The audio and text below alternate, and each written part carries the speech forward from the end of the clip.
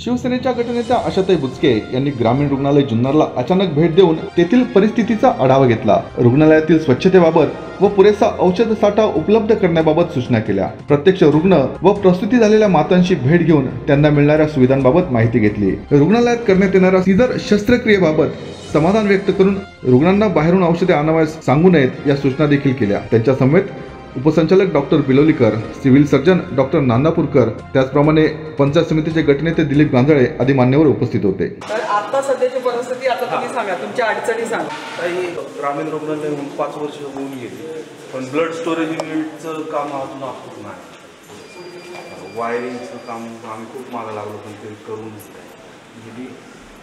ते आलेलं आहे त्याच वेळी कोणा कॉन्ट्रॅक्चर करत नाही आहे, ते इलेक्ट्रिक डिपार्टमेंट करते, PWD करत नाही। आणि सर मी स्वतः पत्र दिलं, पण पुन्हा ह्यांच्याकडनं आपल्याला फीडबॅक यायला पाहिजे की नाही? झालं स्टँडिंगला मी स्वतः बोलवत असते DCBच्या अधिकारी, तुमचे पवार साहेब पुण्याचे असतील त्यांना बोलवत असतो आणि आमच्याकडच्या समस्या सांगत असतो। या ठिकाणी फोन करायचा, वारंवार सांगत राहायचं। इलेक्ट्रिक बिल जे येतं तुम्हाला, ते तुम्हाला निश्चितपणाने कुठलं याचं येतं, म्हणजे कमर्शियल, रेसिडेन्शियल, त्या दोन्हीच्या पलीकडे जाऊन आरोग्याचं आहे असं शाळांना आपण करून घेतो। बरोबर, तिथे बिल कमी यायला पाहिजे, तसं आहे का तुमचं? नाही तसं नाही सर ते नोटिंग करून घ्या की काय सांगताय, की जे आपला अधिकार आहे आपण त्याच्यासाठी काय ऐका ना, आपण मतदार काढल्या बरोबर आहे, पण अद्यापही काही लोकांना हे ज्या शाळा सुद्धा आहेत ना, त्या सुद्धा ज्या आमच्याकडे येतात कंप्लेंट घेऊन त्यांनाच आम्ही क्लिअर करून घेतो। म्हणजे ते काय करतात, त्यांना काय पडले का, त्यांना पैसे पाहिजे। आपण किती काळजी घेतोय आपल्या संस्थांची? कमर्शियल नाही, तुम्ही बिल दाखवा ना, तुम्ही किती बिल भरता, किती बिल येतं, आता सध्या काय पोझिशन? श्री जन्माचं स्वागत केलं तुमच्याकडे, मला किट मिळालं जिल्हा परिषद तुमच्याकडे नाहीये, जेवण वगैरे जेवण आहे, सखीला पण आपण सोबत असणाऱ्याला पण देतो, ओनली पेशंट। हा, म्हणजे हे आता आम्हाला समजून घ्यावं लागेल। काही कसं काय इथे केव्हा झाला डिलिव्हरी? काल झाली। बाळाला केव्हा पाजलं अंगावर? डिलिव्हरी झाल्यानंतर किती वेळानंतर? 2 तासांनी पाजलं। नॉर्मल आहे, सिझर झाले का? आतमध्ये घेतलेल्या पेशंटसाठी आणून ठेवलं त्याने, आणली आता हे सगळं घेऊन आलाय तो, आता जीव वाचवायचा आहे ना।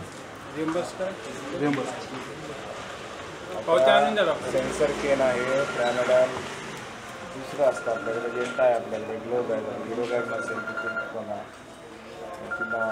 काय रिएम्बर्समेंट तुम्हाला रिएम्बर्समेंट म्हणजे काय? म्हणजे ते हे याचे जेव्हा खर्च झाला अहो असं नाही, आम्ही येतोय कशाला, इतर सगळं मिळावं, मग काय आम्हाला प्रायव्हेट दवाखाना नाही का? मिळायचं गेलं की प्रश्न असा आहे, आम्हाला फक्त एवढं सांगायचं की हे आपण तुम्ही आला, तुमच्यासमोर एक पेशंट झालं, पण मग दिवसाला जर तुम्ही म्हणतात त्यांनी सांगितलं काय एक पेशंट आतमध्ये दिला, त्यांनी एवढी मोठी स्क्रिप्ट दिली त्याच्या हातात टेकून, आपण काय विचार करतोय की आपल्याला हे प्रायव्हेट हॉस्पिटल आपण बंद पाडले कधीपासून माहिती का? ते निवडून आल्या तर सगळ्यात पहिला आरोग्य घेतला आहे। मी बघायची की मुलगी डिलिव्हरी झाली तर आईबाबाच्या कायदा धसका बसायचा, ती माहिती असायची ती मुलगी गेली का ती सिझरच होणार आहे, मग काहीतरी विकायचं, दागिना विकायचा, शेताचं तुकडं विकायचं, त्या मुलीची डिलिव्हरी करून का तर पहिल्यांदा आली बाळांची ती सुखरूप गेली पाहिजे, 5व्या दिवशी 5वी घालायला गाड्या भरून येतात, त्यांना साड्या पण द्यायच्या। म्हणून मी सगळ्यात पहिलं आरोग्यावर अटॅक याच्यासाठी केलं। माझ्याकडे आरोग्य होतं 2002ला, मी त्या डिपार्टमेंटला होती, मी सदस्य होती, पण मी सभापती बाबा जाधवराव होता, पण तो म्हणायचा ताईला विचार महिलांची काय समस्या आहे। आम्ही त्याच्यामध्ये जे दिवसेंदिवस प्रगती करत गेलो आहे, ते शिक्षण आरोग्य याच्यात कॉम्प्रोमाइज नाहीच। आता विषय असा आहे, माझं ठीक आहे, मी 1600 रुपये भरली, आता वर अशी माणसं आहे का त्यांना एक वेळा जेवण सुद्धा नाही, मग त्यांनी कुठून पैसे द्यायचे, कुठून आणायचे? मग हे सरकारी रुग्णालय कशाचं? इथं जर समजा सगळं भेटत आहे, मग आम्ही प्रायव्हेटमध्ये केले असते ना, आमचं काय पैसे तेवढे आम्ही काही करू। प्रश्न असा आहे की मला तुमच्या मीटिंगमध्ये काय नेमकं तुम्ही करता हा रिपोर्ट कधी केलाय का साहेबांना, की साहेब आमची ही मीटिंग झाली आता जशी आमची होती, बरोबर आहे? की आम्ही जिल्हा सदस्य त्या कमिटीचा अध्यक्ष असतो, आमचे सचिव तुम्ही एमओ असतात, त्या ठिकाणी व्हिडिओ असतात. मग त्या मिटिंगमध्ये आम्ही त्या मान्यता कशा द्यायची, काय मस्ट आहे, त्या गोष्टी काय नाही आहेत, कोणते काय डिमांड आहे लोकांची, येणारे पेशंट कोणते वाटत आहेत, साथीचा आजार कोणता आला आहे, आत्ता काय एमर्जन्सी आहे, ह्या सगळ्या गोष्टी काय खरेदी झालं पाहिजे, काय नाही झालं पाहिजे, ह्या सगळ्या गोष्टी आम्ही डोनेटरसुद्धा आम्हाला देऊन जातात. सर बाळ जन्माला आलं त्याला जर पेटीत ठेवणं, बाहेर पाठवणं, नाही CSR ते कशाला, इथले रोटरी बेटरी सगळे देत. अहो आमच्याकडे तुम्ही एक दिवस सहज फेरफटका मारा, आजच जाऊन आलो. नाही सावरगावला जाऊन या तुम्ही आणि पहा तिथे की काय, म्हणजे असं याच्यापेक्षा चांगली ट्रीटमेंट तुमच्याकडून का पाहिजे. तर मग खऱ्या अर्थाने PSC नंतर RH असं पाहिलं तर ना राज्यस्तरीय, आणि तुम्हाला सगळे ज्या आधारच्या आहेत आमच्यापेक्षा नाही. त्याचा वापर इथं लोकांना मी जुन्नरला आलो आहे मंडळी घेऊन. याचं कारण एक आहे का, खाल्ला आमचा जो भाग आहे पारगाव बिरगाव, तिकडे आरोग्य केंद्राचं नाव आहे जुन्नरच्या, काही इथं शिजर सगळं काही एकदम भारी होतं, म्हणून आम्ही इथं आलेलो आहे. नाही तर आम्हाला काही तिकडे आहे आमच्या दवाखान्यात. ह्या रुग्णालयाचा एक नंबर रिझल्ट आहे शिजरच्या बाबतीत, काही एकच नंबर होतं सगळं काही.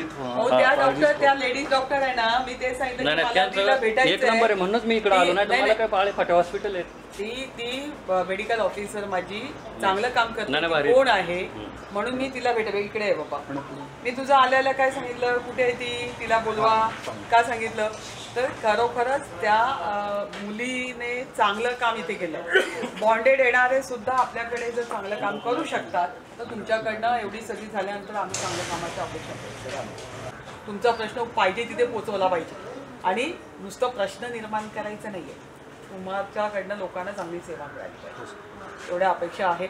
आणि साहेबांकडनं खूप अपेक्षा आहेत, कारण हे दोन्ही लोक आल्यामुळे जरा लोकांच्या अपेक्षा वाढल्या की हे काहीतरी वेगळं घडवून आणतील, करतील. त्यामुळे तुम्ही हा रिझल्ट आणखीन उंचवा, तुम्हाला जी लागेल ती मदत आम्ही करू. राज्याचे उपमुख्यमंत्री आणि बांधकाम मंत्री असताना मी त्या PSCचं त्या काळात हे केलं होतं, सुरुवात केली होती. परंतु PSC आज बघायला या ती DY पाटीलने दत्तक घेतली, अजून 2 हॉस्पिटलने घेतली, दिल्लीमध्ये नामांकन प्राप्त झाली. तिथे आलात ना तुम्ही, आतमध्ये एंट्री केली ना तर ते हॉस्पिटल तुम्ही म्हणणार नाही. तिथे तुझ्या टेबलवर बसलात ना तर माझं पहिल्यापासून सांगणं आहे की मी पहिल्या दिवशी जेव्हा जॉईन झाले 2002ला मी आली, आणि आरोग्यच पहिलं माझ्या हातात आलं ते डिपार्टमेंट. मी वर्षा मॅडमला सांगितलं मी तुझ्या इथे तेव्हा चहा पिईल ज्या वेळेला मला हा स्मेल, हे सगळं घाण, तुला काय पाहिजे ते सांग, तुला हवं ते एव्हरीथिंग सगळंच देणार मी, पण मला स्वच्छता ही पहिली पाहिजे. कारण पेशंट आला ना तो अर्धा तिथे तसाच बरा झाला पाहिजे, तुझ्या बोलण्याने, तुझ्या हात फिरवण्याने, आणि स्वच्छता तुझी अशी पाहिजे. तर हात मेलवाड रिकाम आहे ना, अजून 100 नाही सर, जागा नसते सर आपल्याकडे. आज तरी काम आज डिस्चार्ज केलं नाही, एकाच वेळी या सगळे डिस्चार्ज होते. सोमवारी आहे ना सरांचं BOR 96 आहे. रेकॉर्डेड आहे तसं नाही, याचं चावी यायची कधी. सर हे फुल असतं, पण मी आली तेव्हा हे गळत होतं, पाणी आतमध्ये भरलेलं होतं, आणि पाणी भरलेलं असल्यामुळे मी ताबडतोब सगळीकडे ओरडाओरड केली त्या इलेक्ट्रिशियनवाल्यांना. पाणी भरले तर ठेकेदाराला बोलून घेतलं, परत त्याला हे करायला सांगितलं, वॉटर प्रूफिंग करायला सांगितलं. मी यायच्या नाही, वॉटर प्रूफिंग वगैरे मी करून घेतलंय स्वतः, मी स्वतः त्याची काळजी घेतली.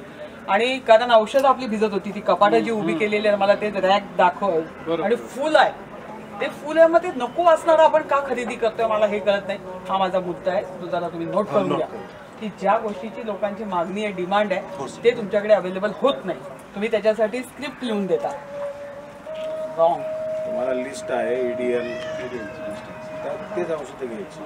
आणि लोकांची मागणी काय, माझ्या PSC मध्ये डायबिटीज BPच्या गोळ्या मिळतात, तुमच्या इथे मिळत आहेत? कधीपासून व्हायला लागल्या? आपण नागरिकांना विचारूया, कारण माझ्या इथे आलात तुम्ही तर मी तुम्हाला दाखवलं चूक करून. हा प्रश्न असा आहे की मी सर्वात पहिली सुरुवात केली आहे, म्हणजे मी ओरड केली की आमच्या महिला स्वतःकडे काळजी घेत नाही. इव्हन आपल्या एम्प्लॉईची तपासणी मुलींचीच व्हायची, हेमोग्लोबिनची. आपण किती वेळ वाट पाहिली? नो वे. जेव्हा माणूस येतो तेव्हा त्याला वाचवायचं असतं, त्याला जे पाहिजे ते तातडीने आपल्याकडे मास्टर की पाहिजे. कोण माणूस नाही म्हणून काम नाही थांबलं पाहिजे.